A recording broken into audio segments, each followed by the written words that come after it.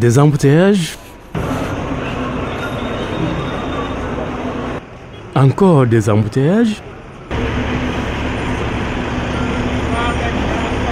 Toujours des embouteillages. Ça bouchonne de jour comme ça bouchonne de nuit.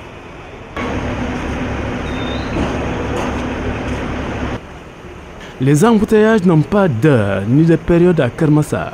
De tout temps, ce sont des voitures en file indienne ou encore des randonnées pédestres qui font le décor de l'entrée de Keur Massar. Frustrées, les populations étalent leur désarroi. boo xëyee boo génnee sa kër daanaka 7h30 war a dugg 8h boo moytuwul rek 9h ngay egg si fii Keur Massar. Quand tu sors de chez toi à 7h30, c'est à 9h que tu risques d'arriver à destination. Des fois même, tu préfères descendre de la voiture pour marcher, pour aller plus vite.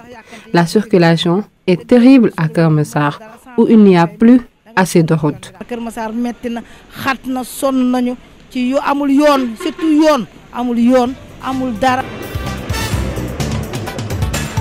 Circulation bi dafa jafe yow da ngay xëy dem dañu si jafe boo delloo sa kër yow fekk la fa bàyyi te li muy la yomb nañu. Pikine laa dëkkoon mais dama ñëw si Testora ak fan yii yëpp yàggul. J'ai quitté Pikine pour venir m'installer à Keur Massar, mais je regrette déjà ma décision, tellement c'est encombrant à Keur Massar. Comme man pour man vie bi fii daal baaxul.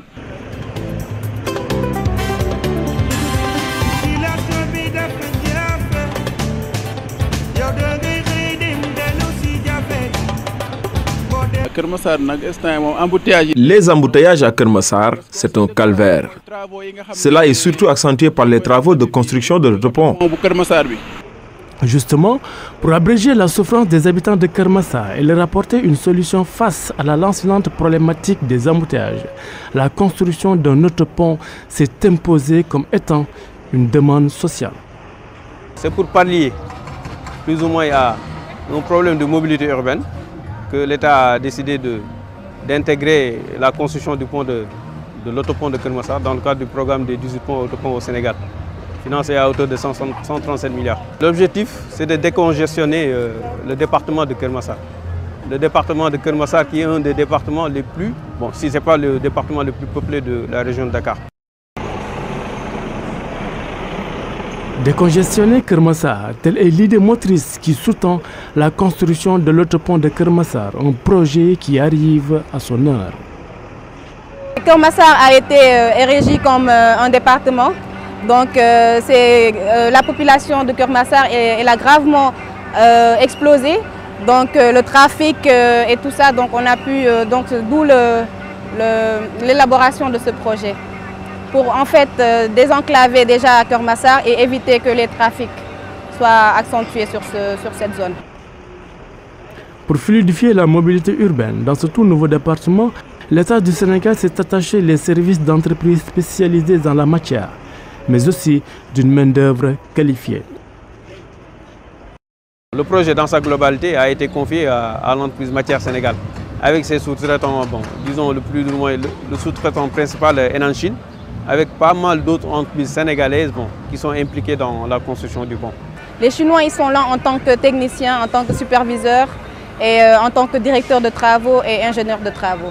Il y a des ingénieurs, il y a des mécaniciens, il y a des terrassiers, donc ils sont là, ils sont diplômés, ils surveillent le travail et voilà. Aucun détail n'est négligé. Les responsables des chantiers s'efforcent autant que faire se peut de prévenir les risques d'accidents de chantier. La sécurité est de mise. Alors, question sécurité, on a les EPI. EPI, c'est les équipements de protection individuelle. Donc, chaque ouvrier doit avoir au moins les EPI complets, à savoir le casque, le gilet et les chaussures de sécurité. Keur Massar, une ville dans une ville qui a pris de la valeur ces dernières années, avec notamment une forte densité démographique. Ici, la construction de l'autopont se heurte à l'anarchie des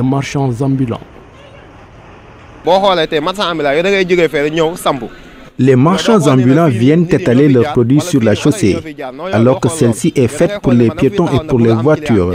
Seuls leurs intérêts priment. Il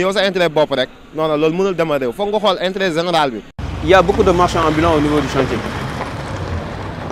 Et bon, malgré les opérations de déguerpissement que la préfecture et la mairie ont eu à faire, néanmoins, bon, ils prennent le soin de revenir immédiatement après, voilà, sans pour autant prendre les dispositions qu'il faut. Maintenant, bon, il y a presque à peu près, on a eu à organiser presque, disons, beaucoup d'opérations de déguerpissement pour libérer l'emprise des travaux, afin de permettre à l'entreprise chargée du projet de continuer à exécuter normalement le rythme de ces travaux sans pour autant qu'il y ait de contraintes. Les ouvriers sont à pied d'œuvre sur un rythme de travail effréné pour que cet autopont dont les premiers organes commencent à sortir de terre soit livré dans les délais impartis. La construction du pont a mobilisé un personnel plus ou moins qui tourne sur environ 400 à 450 personnes pour la réalisation de ce projet. Il y a 3 types d'ouvriers. Il y a certains qui sont des techniciens, des ingénieurs et des techniciens qui sont ici. Il y a d'autres qui sont des maçons et des ferrailleurs, ce sont des ouvriers qualifiés. Et il y a d'autres, ce sont les manœuvres. Bon, disons la distance totale du pont, aussi bien du pont que ses raccordements, ça fait un linéaire total de 800 mètres.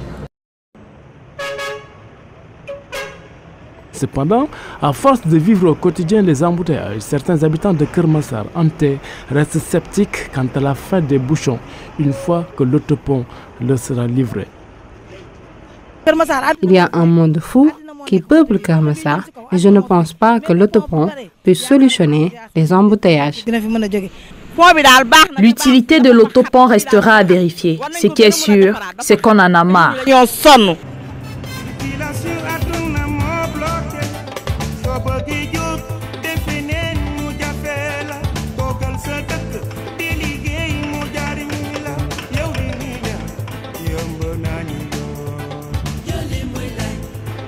Livrer l'ouvrage avant le début de l'hivernage 2022. C'est en cela que l'AGEROUTE, Agence des travaux et de gestion des routes, chargée de la mise en œuvre de tous les travaux de construction et d'entretien de routes et de ponts au Sénégal, ainsi que les entreprises sous-traitantes s'attellent. Une véritable course contre la montre que se livrent les maîtres d'ouvrage.